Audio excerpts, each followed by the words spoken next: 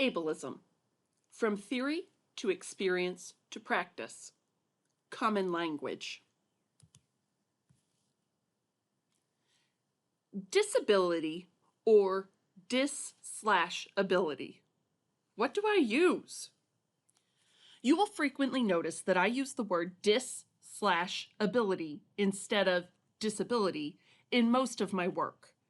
This is a personal and theoretical decision because I want to call attention to and disrupt the idea of disability being an inability or a negative term.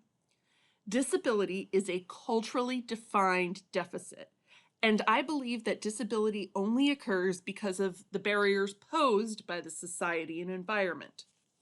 More in-depth information can be found in the Anama, Connor, and Ferry 2013 article located on ReggieNet and cited in your notes.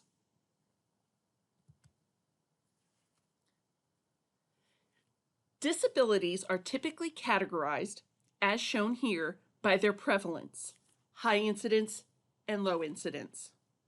High incidence categories are the disabilities that are most prevalent. There are more than are listed here. However, for the focus of the content of this course, we are specifically going to look at learning disability, like dyslexia, processing, and dysgraphia, emotional needs, depression, trauma, and anxiety, attention, ADD, ADHD, and physical disability, mobility and muscular. Low incidence includes sensory disabilities, hearing and vision, and multiple disabilities. Autism can fit in either high or low incidence depending on which source you cite. Throughout this course, you are going to go deeper into the ways that you can create accessible materials for those who have been identified or identify as having a high or low incidence disability. We are going to look at how the experience of disability in these categories and beyond can be integrated into your curriculum.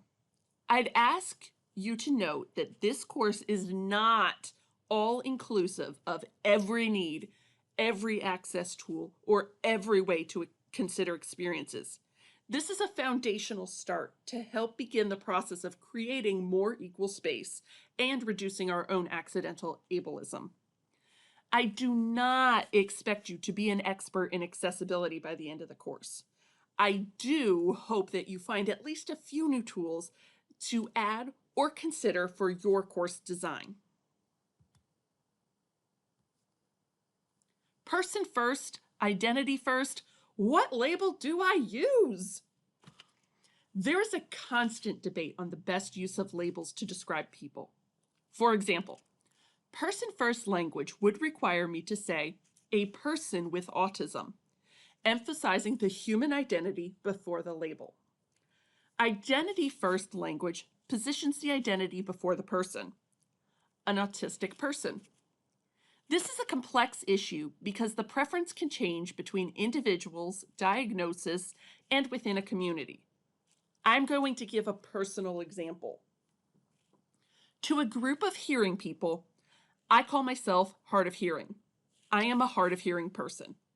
This is a personal choice because for me, I have found it easier for hearing people to understand my articulate speech and decent auditory skill with the word hard of hearing. When I'm with my family and my close friends who share a common language of ASL, American Sign Language, I call myself deaf. I'm deaf, period.